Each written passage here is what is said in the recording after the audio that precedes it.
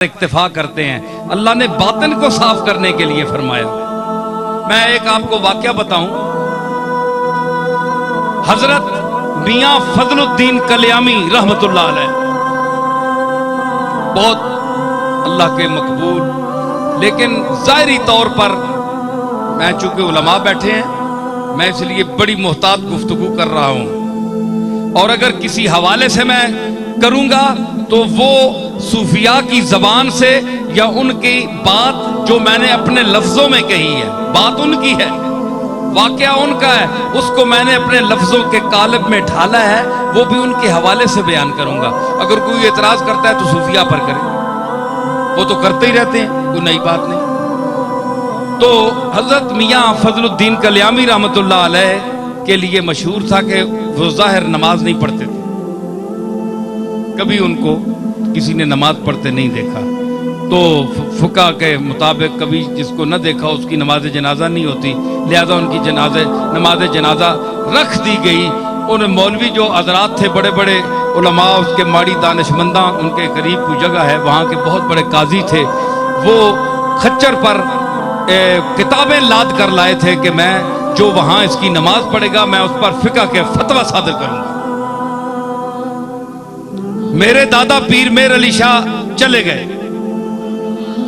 میاں فضل الدین نے کہا کہ میں بدعتی ہوں، میں ساز سنتا ہوں، میں آواز سنتا ہوں، میں آواز کا رسیہ ہوں، میں چشتی نظامی صابری ہوں، زیادہ سے زیادہ مشرک ہوں. یہ تو فیصلہ میرا مالک کرے گا، پر میں مروں گا تو میری قبر کے اندر گھس کر سارنگی بجانا. سارنگی بجائی گئی اور کہا گیا کہ میرا جنازہ کوئی نہ پڑھے. لوگوں نے خلیفہ عرض کی تھی کہ بلا وہ فلانے مفتی صاحب نے تو فتویٰ دے دیتا ہے جے اے ہے ہی مشرک تے بدعتی، اس دی نماز جنازہ نہیں ہو سکتی. فرمایا کہ مکی نوالی تو علی کے کفن پوائی کے منجی میری رکھی چھوڑیو، رکھ دیو. ایک شاہ سوار آئے گا اور نماز پڑھائے گا. ہوں پتہ نہیں شاہ سوار کیڑا ہے، اس وقت نہ کوئی موٹر نہ کوئی شے. پیر میر علی شاہ صاحب میرے دادا گھوڑے تے بیٹھے کلیام میں پہنچے.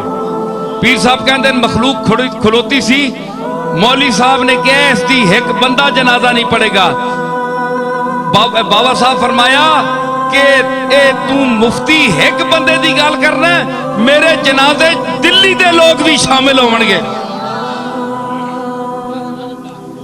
اور دلی دے بندے کتوں آؤن جی؟ پتہ لگا تھوڑی دیر قافلہ آیا، اس ویلے قافلے چلنے پشاور جا رہا سی، اتھوں لگیا جی 200-400 بندہ وہ دلی والا بھی شامل ہو گیا.